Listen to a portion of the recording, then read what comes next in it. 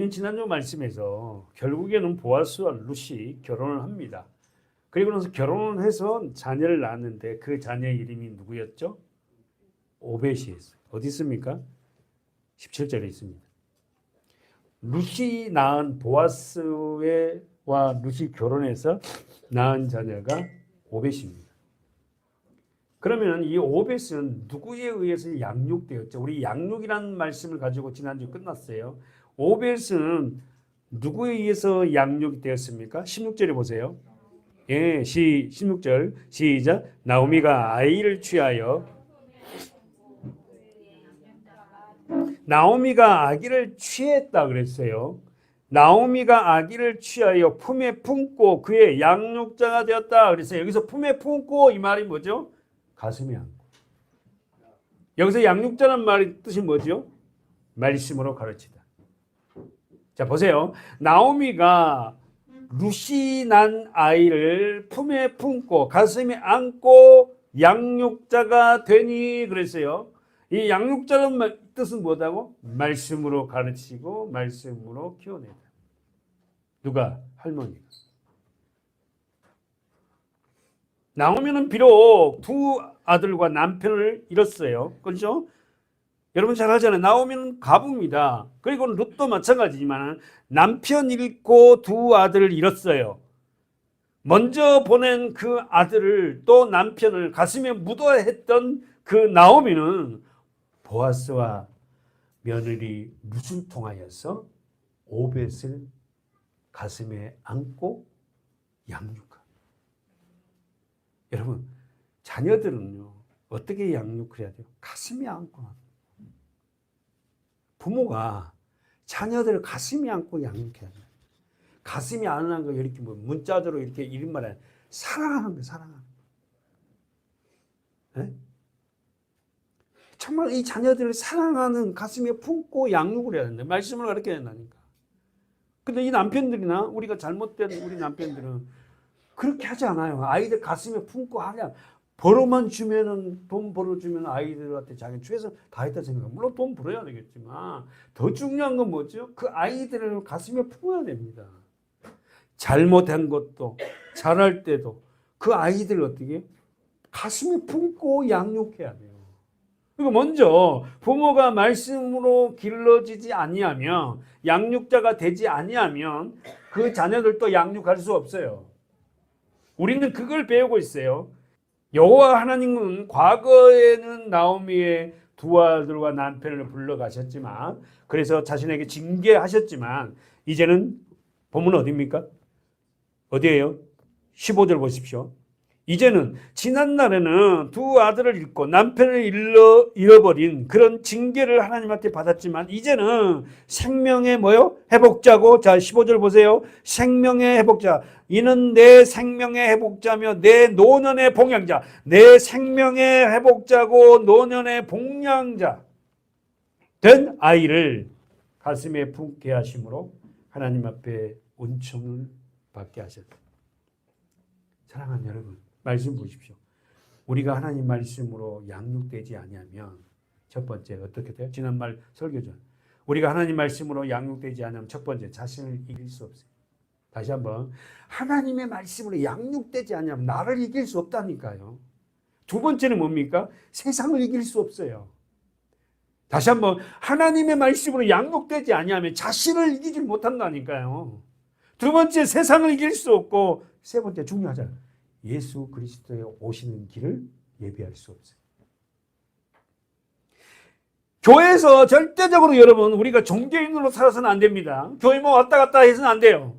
반드시 우리는 양육을 받는 자, 말씀으로 가르침을 받고 말씀으로 가르침을 증거하는 자가 돼요.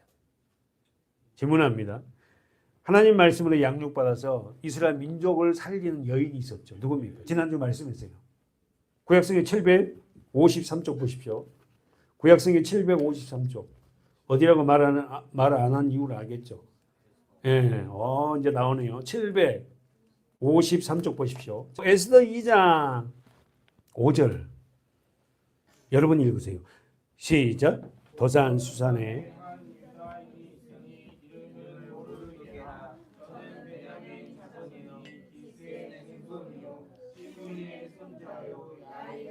누가 나옵니까? 모르드게. 모르드게는 그 족보가 나오네. 첫 번째 모르드게한 사람은 유대인이고, 두 번째 베냐민 지파고, 세 번째 기스의 증손이고, 시므의 손자고, 야일의 아들이에요. 누가? 모르드게가. 이 사람이 에스더를 양육합니다.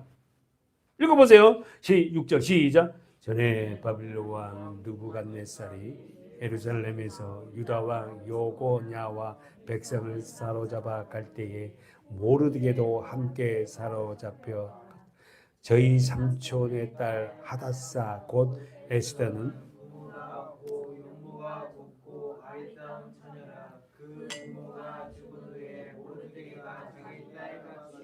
지난주 맞죠? 자기 딸같이 양육 말씀으로 가르쳤다. 누가?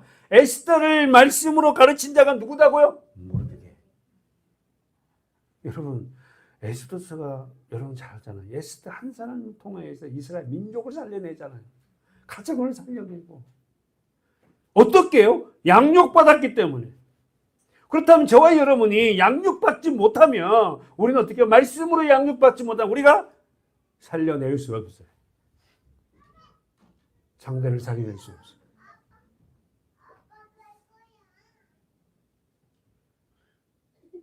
모르드게에게 양육받은 어떻게 삶을 산지 여러분 아시죠? 이스라엘 백성들 살려. 그 이름이 누구죠? 에스더.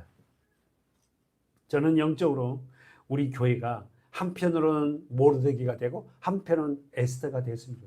나의 반쪽은 때로는 모르드게가 됐다가 또 때로는 뭐죠? 에스더. 한 번 더 가볼까요? 사무엘상 1장이죠. 한번 가보요. 사무엘상 1장. 사무엘상 1장 23절입니다. 네.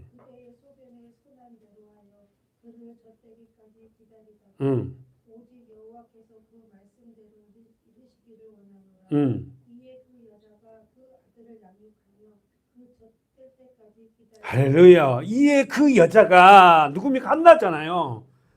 한나가 그 아들 이름이 누구죠? 사무엘. 사무엘을 양육하더라. 그 젖대기까지. 여러분 우리나라는 지금 얘 젖을 때 언제 떼요? 한 두 돌이면 떼나요? 이 당시에 이스라엘 나라는 젖을 언제 떼냐면 7살까지 젖을 물려. 먹을 게 없어요.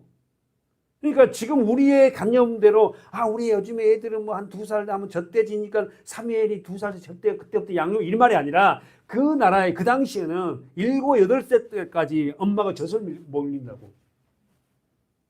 그러니까 지금 무슨 얘기야? 한나는 사무엘을 뭐 했다? 양육했어.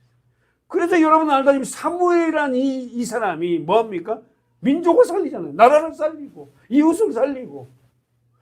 그러니까 양육받지 않으면 우리 자녀들도 세상에서 빛과 소금의 역할을 할 수 없다.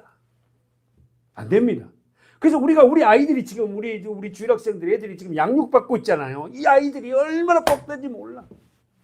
진짜 이 아이들은 지금은 힘들 수도 있어요. 아빠 엄마가 뭐 맨날 성경 읽으라 뭐 나누고 얘기해봐라 짜증날 수 있어요. 근데 이게요 교회에서 가정에서 이렇게 되면 학교 가서도 발표 잘할 것 같아. 그 남편 엘가나가 그에게 이르되 잘 보세요. 그대의 소견에 선한 대로 하여 그를 젖대기까지 기다리라. 오직 여호와께서 그 말씀대로 언더라인 쳐봐요. 그 말씀대로 이루시길 원하노라.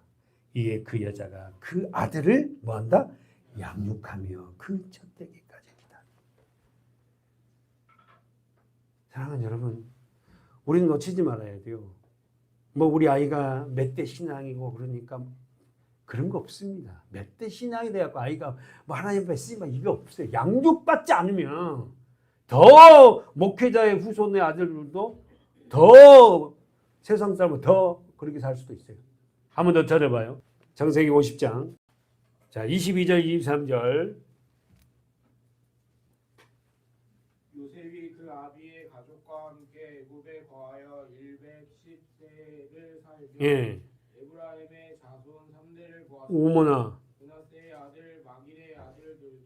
베스라에서 양육되었다. 자, 언더라인. 요셉의 스라에서 뭐 했다? 양육. 성경은 계속해서 뭐 합니까? 양육해야 된다는 거예요. 양육 뜻이 뭐다고? 말씀으로 가르칩니다. 여러분, 우리 자녀들을 말씀으로 가르치지 않으면, 아니 교회가 말씀으로 가르치지 않으면은 교회는 교회의 역할을 하고 있지 않다고 봐야 돼요. 부모가 자녀들에게 해야 할 것은 하나님의 말씀으로 가르쳐야 돼요. 아멘이죠. 여러분, 자녀들에게, 이 아이들은 진짜 복받은 아이들이에요, 사실은. 이 아이들이 얼마나 복 있는 자인지 몰라. 나는 이 아이들이 커서 정말 사회에 나가서 되어질 일들을 생각하면 너무 감사해. 근데 되어질 일이라니까 막 돈 많이 벌고 이런 말이 아니라 사회에 나가서도 당당하고 자기들이 이 세상에 살아갈 목적을 알고 살아가는, 무엇을 하든 간에 그 현장에서 어떻게 그리스도의 영광을 비춰내며 사는 그 삶이 얼마나 대견스럽고 자랑스럽냐고. 자기가 무엇을 하든 간에 거기에 대한 어떤 자부심을 갖고 남하고 비교하지 않고 말이요.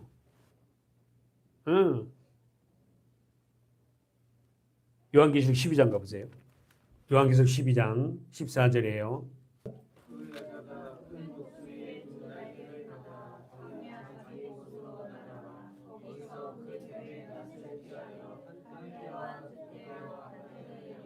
동그라미 어디 있다가 이 양육받아.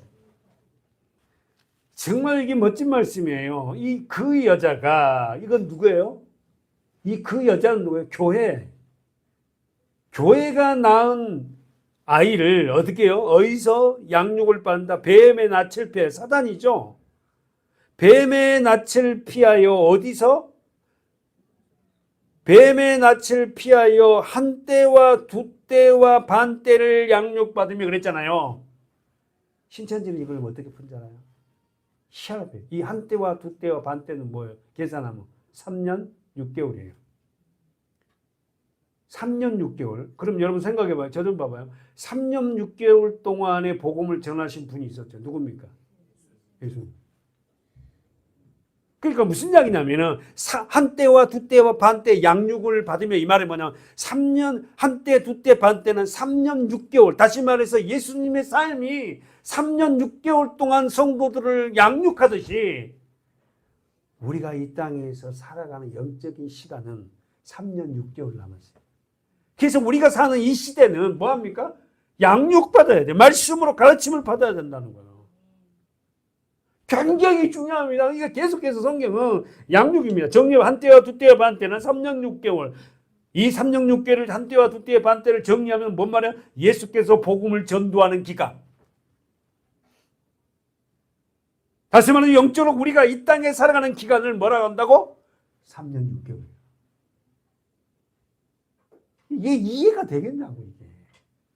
그 기간, 우리가 살아가는 기간에 뭐 해야 된다? 양육! 할렐루야! 우리가 하나님의 말씀으로 양육받지 아니하면 절대 상대를 양육할 수 없어요. 에레미야 3장 가보세요. 우리 성도들이 그 정도는 되겠지만 신천지 문제가 뭐예요? 문자적으로 풀어요. 자, 사랑하는 여러분, 하나님의 마음에 합한 목자인지 아닌지를 알 수 있는 방법이 있어요. 뭡니까? 다시 한번, 하나님의 합한 목자인지 아닌지를 알 수 있는 방법이 있어요. 뭡니까? 성도들을 양육하지 않으면. 다시 말해서 예수님은 마음에 합한 목자면 예수밖에 없어요. 할렐루야. 저도 마음에 합한 목자가 되기 위해서 그리스도의 마음을 담는 거잖아요. 그러니까 하나님의 마음에 합한 목자는 예수입니다. 할렐루야. 알으셨죠? 누가 아니에요. 하나님의 목자에 합한 분은 그분밖에 없다니까. 그분 예수께서 했던 목회는 무슨 목회예요? 양육. 읽어보세요. 에레미야 3장 15절 15, 16. 내가 또 내 마음에 합하는 목자를 너희에게 주리니 그들이 지식과 명철로 너희를 양육. 언더라인. 내가 또 내 마음에 합한 목자. 하나님의 마음에 합한 목자가 누구다? 예수. 아셨죠? 하나님의 마음에 합하신 분은 예수밖에 없단 말입니다. 그분이 우리 목자예요. 내가 내 마음에 합한 목자 예수를 너희에게 주리니 그들의 지식과 명철로 너희를 양육하라. 무슨 말이야? 그들은 누구죠? 예수께 양육받은 제자들.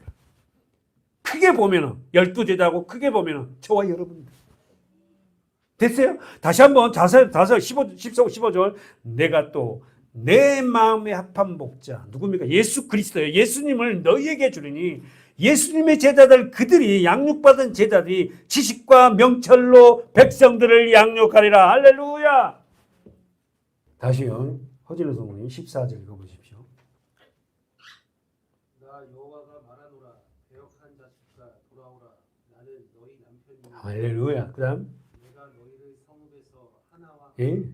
족속 중에서 돌을 택하여 어머나. 성으로 데려오겠고 보세요. 나 여호와가 말하노라 배역한 자식들아. 여러분 성경 써놨어요? 배역한 자식들아. 이 말은 뭐예요? 아버지 말을 거부한 자식들. 하나님의 말씀을 거부한 자를 뭐라 하냐면 하나님의 아버지니까 배역한 자식들. 우리는 아빠 말에 순종하잖아요. 우리 진정한 아빠는 누구죠? 하나님이잖아요. 아빠라는 단어가 뭐다고? 아부예요. 아부. 원어가. 생명을 주는 자. 그러니까 우리 육신의 생명이 아니라 우리 영적 생명, 육신의 생명을 주신 분이 누구냐면은 하나님이세요. 다시 한번 나 여호와가 말하노라 배역한 자식들아. 이 말은 하나님의 말씀을 거부한 자식들아. 돌아오래. 돌아오래. 나는 너희의 뭐다? 남편이다. 남편이 뭐라고? 생명 주는 자. 내가 너희를 성읍에서 자 언더라인 친하죠. 여러분 성경에 써있죠. 몇 번 봐. 하나와 족속 중에 둘을 동그라미 택하여. 그렇게 소수다는 거예요. 소수. 택함을 받은 자가 소수예요. 어떻게 해요? 성읍에서 하나와 족속 중에서 둘이래. 이 말은 한 명, 두 명 이 말이 아니라 그렇게 소수만이 어떻게 한다? 택함을 받는다. 모두를 다 택하지 않았다는 겁니다. 여러분. 우리는 그러나 그 사람이 택함을 받았는지 아닌지 모르잖아요. 그래서 우리는 만난 자들에게 그리스도를 전해야 될 의무가 있는 거죠. 돌아오라. 택한 자. 시온으로 데려오겠고 시온으로 택해서 하나 둘을 택한 자를 어디로 데려간다고? 시온. 시온이 어디입니까? 예루살렘. 할렐루야. 우리 찬양하잖아. 처음에 시작. 시온의 영광이 비춰오네. 그죠? 시온의 이름 뜻이 뭡니까? 양지가 있고. 어디입니까 그것이? 예루살렘. 말씀 있는 거. 예수가 있는 거. 사랑하는 여러분, 14, 15절을 우리가 에레미야서면서 내 마음에 합한 목자. 그분은 누구다? 예수님. 그분이 우리를 선택해서 어떻게 한다고? 많지 않아요. 한 명, 두 명이라는 거. 한 명, 두 명이란 말은 소수라 이거죠. 소수라. 우리가 그 안에 들어가 있다는 게 얼마나 귀한 복받은 자랍니까? 아멘이지. 하나님이 나를 택했다니까. 그리고 데리고 시온으로 데리고 가는 거야. 시온으로. 마태복음 4장 가보세요. 조은동 선생님이 4장. 목사님이 본문 엄청 좋아하는 본문입니다. 23절. 4장 23절. 예수께서 온 갈릴리에 두루 다니사 저희 회당에서 가르치시며 천국 복음을 전파하시고 백성 중에 모든 병과 모든 약한 것을 고치시니 예수님의 3대 사역은 뭐다? 첫 번째, 가르쳤다. 가르쳤단 말은 양육했다는 거예요. 두 번째는 뭐예요? 전파하다. 뭘? 천국 복음을. 맨날 뭐 병 났고 뭐 했다 누가 이런 말이 아니라 천국 복음을 전파했다니까. 예수님이 3대 사역은 회당에서 가르쳤고 뭘? 말씀을 가르쳤단 말입니다. 예수님이 당시에 신약 성경이 있었다 없었다? 없었어요. 예수님이 당시에 구약 성경만 있어요. 구약 성경을 가지고 가르쳤어요. 말씀. 두 번째, 천국 복음을 전파했어요. 세 번째, 고쳤어요. 지금 제가 하고 싶은 이야기가 예수님은 우리를 어떻게 말씀으로 가르쳐서 양육시키기를 원합니다. 할렐루야. 우리 자녀들을, 우리 교회 성도들을 하나님이 원하시는 일은 뭐냐면 가르치고 자신을 양육시키는 거예요. 양육. 그래서 그들이 양육을 받고 또 양육합니다. 저 좀 봐볼래요? 제가 어떻게 지금 이렇게 여러분을 양육하려고 하죠? 저도 가르침을 받았단 말입니다. 저도 이 양육을 받았다니까. 저도 이걸 성경을 아는 게 아니잖아요. 그래서 신학교 가서 공부를 하고 또 개인적으로 또 공부하고 또 나보다 더 앞선 목회자 밑에서 어떻게 공부를 하고. 그래서 제가 그렇게 공부했던 그 목사님은 아직도 내가 잊지 못하고 그 있어요. 본문 가봅시다. 룻기서 14장 15절에서 이스라엘 여인들의 축복이 나옵니다. 한번 가보세요. 여인들의 축복을 우리 지난주에 봤어요. 첫 번째 볼까요? 14절 시작. 여인들이 나오미에게 이르되 찬송할지어다. 여호와께서 오늘날 내게 기업 물을 자가 없게 아니하셨도다. 이 아이의 이름이 이스라엘 중에 유명하게 되기를 원하는 여인들이 나오미에게 축복합니다. 첫 번째 어떻게 축복해요? 찬송할지어다.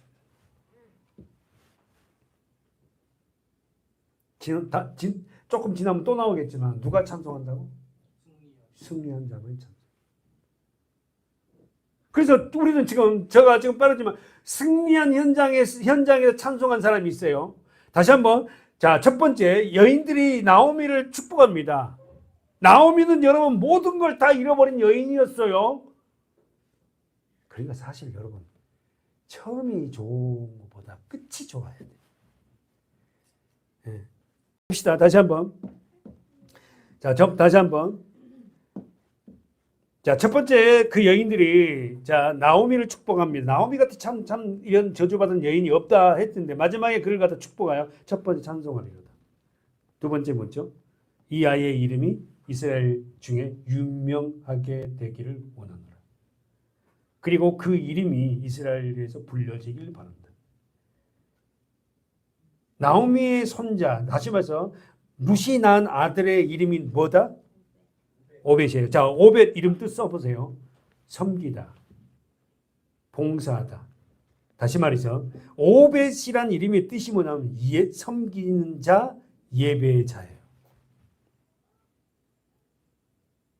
아니 어떻게 끼워 맞히는 게 아니라 성경 한 절 한 절까지도 이렇게 하나님 앞에 정말로 예수 그리스도를 보여줘요. 오벳이란 이름이 섬기는 자, 예배자예요. 그럼 오벳은 누구를 의미하는 거예요? 예수 그리스도. 여러분 어렵지 않죠? 나오미의 며느리 룻이 보아스를 통해 놓은 자녀가 오벳인데 이 오벳 이름이 뭐냐면 섬기는 자, 예배자예요.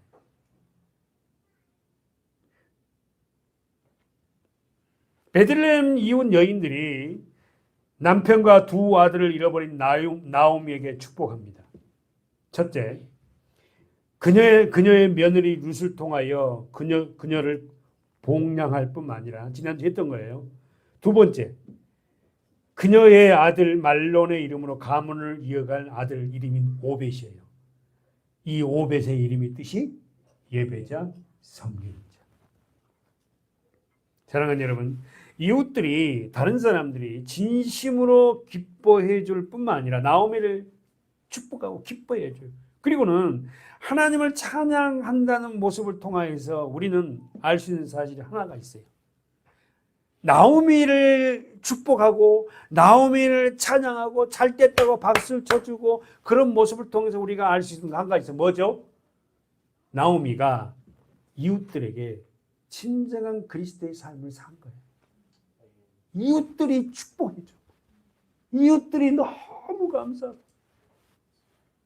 여러분 오늘 우리가 나만이 아니라 이웃을 섬기고 살리고 하나 된, 다시 말해서 우리 교회 안에 내 자녀만이 아니라 교회를 섬기고 교회를 살리려고 하나 되게 하려는 그런 마음으로 살아가는 그런 삶을 보고 이웃들이 나오면 축복해. 진짜 우리 교회 성도들 저부터 이웃들로 통하여서 이런 축복을 받는 하나님의 사람이 되었으면 좋겠어요. 자기 희생이 없이 어떻게 이웃들에게 이런 말 듣냐고. 이웃들이 나오미를 막 축복해요. 뭐라고 15절에 뭐 한다고? 회복자고 복령자. 모든 것을 잃어버린 나오미, 남편을 잃고 두 아들을 잃어버린 나오미. 그가 얻은 것은 자신과 같은 똑같은 처지에 있는 룻 한 사람뿐이었어요. 그럼에도 불구하고 나오미의 이웃 여인들이 하나님께 영광을 돌렸다는 사실은 언더라인 한번 쳐보세요. 여러분 한번 써보세요. 나오미의 신앙의 삶이 어떠했는지를 짐작. 이웃 여인들이 하나님 앞에 영광을 돌려 그 룻이 나오미의 며느리가 낳은 자녀 오벳을 보고 막 기뻐하고 축복해줘. 이거는 나오미의 삶이 어떠한지를 짐작할 수 있어요. 자기밖에 모르는 그런 사람이 아니라 이웃을 돌아봤다. 사랑하는 여러분, 다시 한번 질문합니다. 거기 본문 보세요. 본문 아니지만 14절 보세요. 찬송할지로다 그랬어요. 여인들이 나오미에게 이르되 찬송. 누가 어떤 성도가 찬송한다고요? 승리자만. 그럼 우리 성도들은 너무 잘 배웠어요. 승리자의 찬송은 억지로 찬양하거나 분위기 쌓여서 생각 없이 찬양하지 않습니다. 질문해 볼까요? 우리는 억지로 찬양이나 분위기에 휩싸여서 생각 없이 하는 찬양은 하냐? 할 수 있는 자들이 아니에요. 성경에서 첫 번째로 찬송한 곳이 우리가 잘 알죠. 출애굽기 누굽니까? 15장. 가보세요. 빨리 가보세요. 성경에서 첫 번째로 찬송한 곳이 어디예요? 출애굽기 15장입니다. 가볼까요? 자, 여러분 놓치지 마십시오. 누가 어떤 사람이 어떤 성도가 찬양을 하는가? 아니 그럼 거꾸로 하면 왜 찬양을 못하지? 승리하지 못해서 그래. 구원받지 못해서 그래. 거듭나지 못해서 그래. 진짜 구원받고 거듭나서 승리한 자라면 하나님 앞에 찬양합니다. 읽어보십시오. 출애굽기 15장 1절 김예림 집사님. 이때 모세와 이스라엘 자손이 이 노래로 여호와께 노래하니 일렀으되 내가 여호와를 찬송하리니 그는 높고 영화로우시니요 말과 그 탄 자를 바다에 던지셨으니 할렐루야. 내가 여호와를 찬송하리니. 언제나 제가 찬송했어요. 그러면 14절에서 무슨 일이 있었죠? 홍해 바다에서 전부 다 어떻게 해요? 이스라엘 백성은 홍해 바다를 빠져나오고 애국 군대는 다 수장된 거예요. 다시 말해서 14장에서 이스라엘 백성들이 홍해 바다에서 구원을 받았단 말입니다. 그래서 15장이 와갖고 구원받는 자들이 뭐 한다? 찬양, 찬송.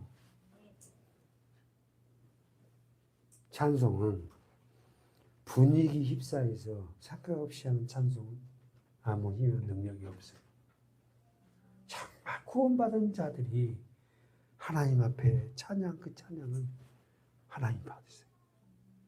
이때 15장 1절 이때 여호와 모세와 이스라엘 자손이 이 노래로 여호와께 노래하니 이르시되 내가 여호와를 찬송하리로다.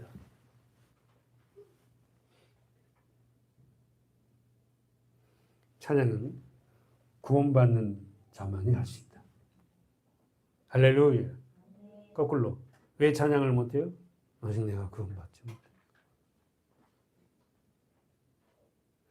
이 구원받는 자, 은혜 받는 자, 하나님의 영광을 받는 자, 신약에서는 찬양이 누가 나와요? 누가복음 1장 46절. 마리아가 가로되 내 영혼이 주를 찬양하며 내 마음이 하나님 내 구주를 기뻐하였으니 계속 그 계집 중에 귀천함을 돌아보셨습니다. 보라 이제 후로는 만세의 나를 복이 있다 일거리로다. 할렐루야. 만세의 나를 복이 있다. 여기 가로 묶고 가로 닫고 해보세요. 마리아가 찬양을 합니다. 마리아가 왜 찬양을 해?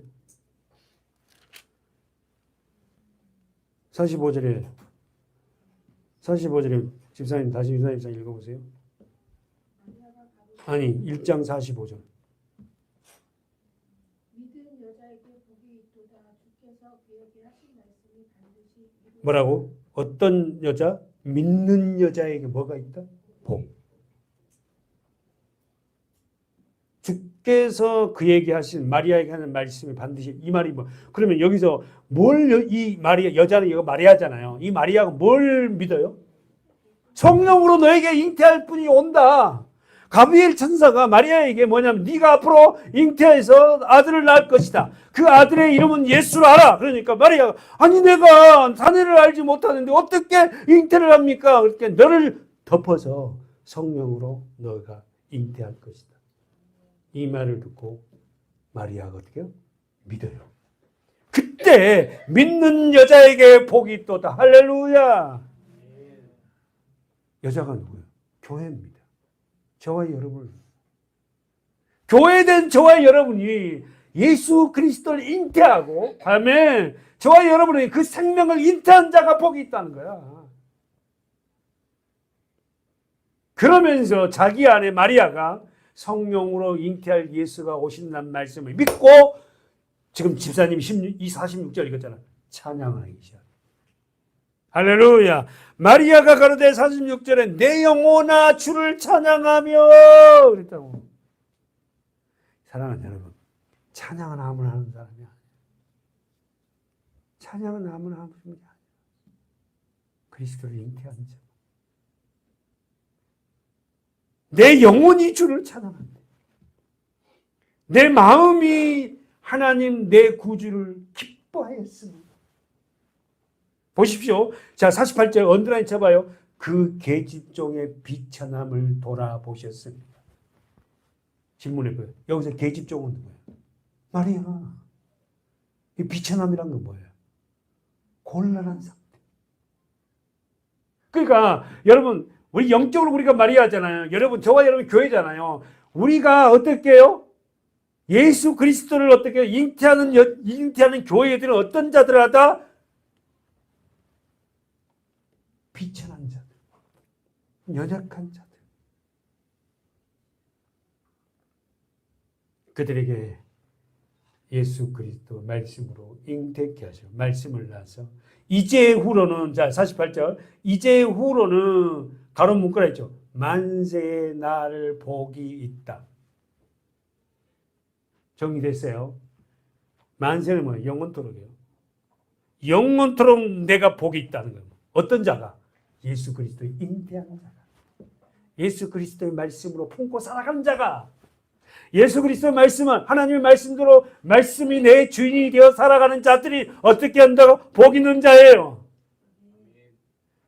정리 정확하게 해야 됩니다. 말씀 안에서 우리는 온전히 살 수 없지만 그 말씀대로 살아가려고 발버둥 치는 그 자체가 뭐다고? 복 있는 자들.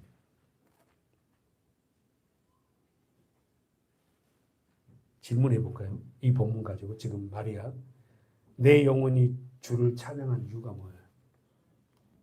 정은성 선생님, 허진원 선생님, 내 영혼이 주를 찬양한 이유가 뭐예요?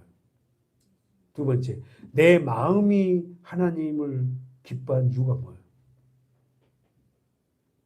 에? 그리스도가 내 안에 잉태됐다는 거.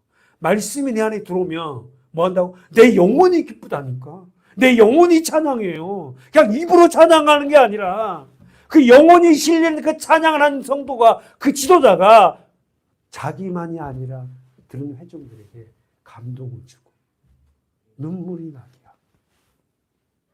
다시 한번 내 영혼이 주를 찬양한 이유와 내 마음이 하나님을 기뻐한 이유가 뭐예요? 내 안에 예수 그리스도의 말씀.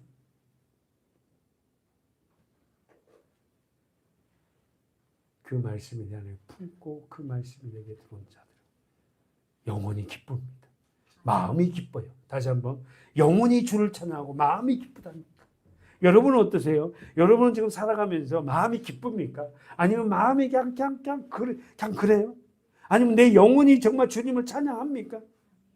우리 마음이 기쁘고 우리 영혼이 찬양하는 그 일은 그리스도를 잉태하는 자, 예수님의 말씀이 내 안에 들어온 자만이 영혼이 하나님 앞에 찬양하고 내 마음이 기쁘다니까. 우리 모든 교회 성도들이 이렇게 예수 그리스도를 잉태하는 하나님의 사람 되시길 축원합니다. 자, 베들레헴 여인들이 룻이 낳은 오벳을 통해서 축복한 두 번째 이유는 나오게 있어요. 우리가 지금 15절에서 봤습니다. 생명의 회복자. 자, 내 생명의 회복자. 지난주 봤죠. 자, 내 생명의 회복자. 회복자란 말 뜻이 뭐다? 말씀으로 돌아오다. 영혼으로 돌아오다. 다시 한번 자 집중해봐요. 회복자란 말씀이 뭘 뜻이 뭐다고? 말씀으로 돌아온 우리를 회복할 수 있는 길은 말씀으로 돌아와야 돼요. 말씀이 우리 안에 나를 회복시킨다니까. 아셨죠? 말씀이 예수가 나를 회복자지 내가 어떤 것도 회복될 수 있는 게 아니야. 아무리 좋은 온천수에 가고 물을 담고 있다 한들 그 상태는 좋다 하도 내 안에 그리스도가 없으면 내 안에 진정한 회복자를 회복할 수 없어요. 아멘이요. 두 번째 복량자란 말은 내 노년의 복량자. 이 말이 뭐다? 섬긴 자. 누가 오벳은 누구를 의미한다? 예수 그리스도. 그렇지. 이제 됐어요. 여러분 쉬워요. 어렵지 않습니다. 나의 회복자, 나의 노년의 복량자는 오벳인데 오벳은 누구를 의미하고 있는가? 예수 그리스도. 오벳의 이름 뜻이 뭐다? 섬기는 자, 예배자. 그러니까 우리가 예배자, 섬기는 자, 그리스도의 마음을 갖는 자들이 어떻게 한다? 회복할 수 있고 우리가 섬기는 자가 될 수 있다. 그러면서 15절 하반절에 너를 사랑하며, 여기서 너는 나오미예요. 너를 사랑하며 7 아들보다 귀한 자부를 낳은 자로다. 7 완전수죠. 사랑하는 여러분, 자, 본문을 끝내면서 재산, 남편, 2 아들을 잃어버린 것이 진정한 사랑의 표시입니까? 아니 한번 자, 나오미 입장에서 남편 잃었어요. 2 아들 잃었어요. 모든 걸 다 잃었어요. 이게 진짜 고난이 사랑의 표시예요? 저는 표시라고 생각해요. 믿는 자가 너무 많은 부와 영화를 갖고 있으면 하나님 앞에 돌아오지 않습니다. 근데 하나님이 고난과 역경을 통해서 나오미의 가정을 이 역경을 통해서 고난을 통해서 뭡니까? 예루살렘으로 나오미가 돌아오게 돼요. 우리는 저도 마찬가지 여러분도 우리가 너무 세상에서 호의호식 잘 되면요 그리스도 말씀 앞으로 돌아가지 않습니다. 예수 정말 붙잡지 않아요. 너무 우리 자녀들 막 잘 되게 해주시고 이런 기도하지 말고 먼저 우리 자녀들이 어떻게 물질을 넘어설 수 있는 믿음의 자녀 되기 위해서 양육자가 되십시오. 할렐루야. 양육시켜야 됩니다.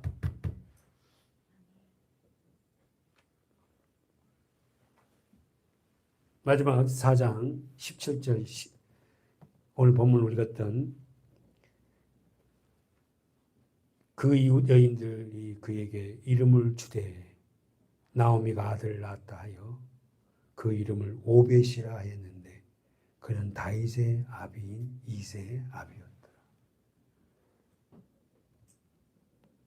그러면서 17절에 마지막 22절에서는 족보가 나옵니다. 약식 족보예요. 여러분 베레스로부터 시작해서 누구로 끝납니까? 22절에 다윗으로 끝나요. 근데 여러분 여기서 베레스로부터 다윗까지 약식 족보를 기록하고 있는데 룻이 다윗의 조상이 됩니다. 이방 여인이 다윗 하면은 이스라엘 최고의 왕이죠. 여러분 이스라엘 국기가 어떻게 생겼다고? 이렇게 생겼어요. 이게 이스라엘 국기예요. 여기에 파란 줄 있잖아. 이게 뭐냐면 다윗의 별이라. 삼각형이 땅에서 하늘로 향해서 삼위일체예요. 그리고는 이 삼각형 삼위일체가 아래로 내려가. 그러니까 이 다윗의 별을 달고 히틀러가 전부 다 다윗의 유대인들에게 별을 달려놓고 가스셀 다 죽였잖아. 몇 명을 죽였어요? 600만 명. 히틀러가 죽인 거예요. 왜 죽여요? 다윗의 배를 다 달게 해놓고 죽였어. 왜 죽여요? 이 다윗의 배를 통해서 누가 와?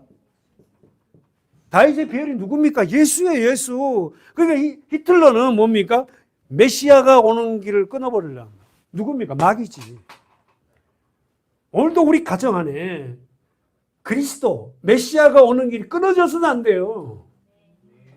그래서 유대인들은 600만 명이 죽습니다. 다윗의 벨이라는 이 국기를 달고 가스실에서 다 죽었어요. 그러나 결국은 다윗의 벨로 예수님이 탄생을 합니다. 자, 18절에서 언급된 족보가 누구로부터 시작하냐면은 베레스예요. 그럼 질문. 자, 지금까지 성경을 잘 배운 사람들이 베레스가 누굽니까? 아니, 오벳으로 시작하지 않고 갑자기 베레스로 약식 족보가 베레스의 세계는 이러하니라. 세계란 말은 족보예요. 베레스의 족보는 이러하니라 이 말이에요. 그러면서 베레스는 헤스론을 낳고 이러는데 왜 베레스예요? 베레스가 누굽니까? 유다가 며느리 다말을 통해서 낳은 아들이에요. 쌍둥이를 낳아요. 여러분 어떻게 시아버지하고 며느리의 관계에서 이게 아들이 태어나나? 있을 수 있는 일이 아니잖아요. 여러분 여기 하는 많은 것이 숨어 있어요. 다시 한번 정리하면 18절에 언급된 족보가 베레스로부터 시작하고 있다는 점에 우리는 주목해야 돼요. 왜냐하면 룻기서의 저자는 베레스로부터 다윗의 족보를 언급했을까? 그것은 베레스는 유다가 며느리 다말에게로 낳은 아들이잖아요. 이 말은 하나님의 구원의 역사는 첫 번째, 인간의 의로움이나 혈통에 근거하지 않아요. 아셨어요? 하나님의 역사는 우리가 보기에 위대하고 멋있고 이렇게 해서 하나님의 역사가 흐르진 않아요. 하나님의 역사는 우리가 생각할 수 없는 그 일들을 통해서 역사하셔요. 두 번째, 하나님의 구원의 역사는 첫 번째, 인간의 의로움이나 혈통에 근거하지 아니한다 그랬어요. 두 번째, 하나님의 은혜로만이 주어진다. 아멘이야 진짜. 그래서 제가 성경 전체를 짜면은 은혜예요, 은혜. 내가 예수를 믿는 것도 은혜고, 내가 이렇게 살아가는 자체가 은혜예요. 룻기서는 이 삶을 마감합니다. 룻기서는 이방에 살았던 한 사람, 한 여인, 룻을 통하여 이스라엘 왕, 누구? 다윗. 자, 이 룻기서 끝은 뭘로 끝난다? 다윗을 낳았더라. 다윗으로 끝나요. 그러면 이 다윗, 자, 다시 한번. 룻기서는 이방에 살았던 한 여인, 한 사람의 삶을 통하여서 이스라엘 왕 다윗, 다시 말해서 하나님의 나라의 왕이 되신 예수 그리스도를 미리 보여주고 있어요. 그래서 복음서에 딱 들어가면 다윗의 자손 예수여 나를 불쌍히 여겨주소서. 계속 그 여인들이 자식을 고칠 때문에 다윗의 자손 예수여 나를 불쌍히, 다윗의 자손 예수여 다윗의 자손. 신약과 구약과 신약이 맺혀요. 오신다. 메시아가 누구를 통해? 다윗. 룻기서 마지막은 다윗을 낳았다라고 끝내요.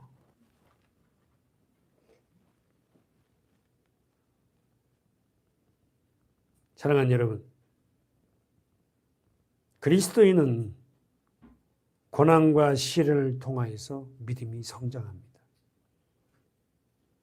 주인공 룻은, 아니 더 나아가서 실제적인 주인공이 누구예요? 나옴입니다. 그래요.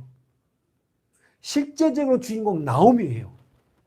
베들레헴에 살다가 흉년이 든다고 이방으로 이사 갔잖아요. 모압으로. 세상으로 갔단 말입니다. 그 세상으로 가서 남편 있고 재산 있고 두 자녀 다 잃어버렸어요. 그가 의지할 곳은 다시 베들레헴이었다고. 우리 믿는 성도들에게 룻기서의 저자는 복음을 말합니다. 정리하고 마쳐요. 그리스도인의 고난과 시련은 믿음으로 성장하는 계기다. 다시 한번, 그리스도인의 고난과 시련을 통해서 우리는 믿음으로 성장한다. 아픈 만큼 믿음으로 성장해요. 다시 한번, 아픈 만큼 믿음으로 성장합니다. 그래서 하나님은 우리를 고난과 시련을 통해 아프게 만들어요. 자녀를 통해서도 아프게 만들고, 어떤 자신의 병을 통해서, 어떤 일들을 통해서 아프게 만드는 거 뭐냐면은, 우리는 아플 때마다 그리스도를 붙잡잖아요. 돌아오잖아요. 베들레헴으로, 말씀으로, 예배로. 그래서 우리를 회복시켜서 회복자, 복량자로 만드는 거예요. 엄청난 비밀이 숨어있는 루키스. 아니, 성경 전체가 이렇게 우리를 회복자고 우리를 복량자로 만들어서 그리스도의 가정으로 세우겠다. 사랑하는 여러분, 여러분이 예수 안에서 겪고 있는 모든 아픔은 나를 성장케 하는 하나님의 은혜입니다. 그리스도 안에서 겪고 있는 모든 아픔은 나를 성장케 한 하나님의 은혜입니다. 기도하겠습니다.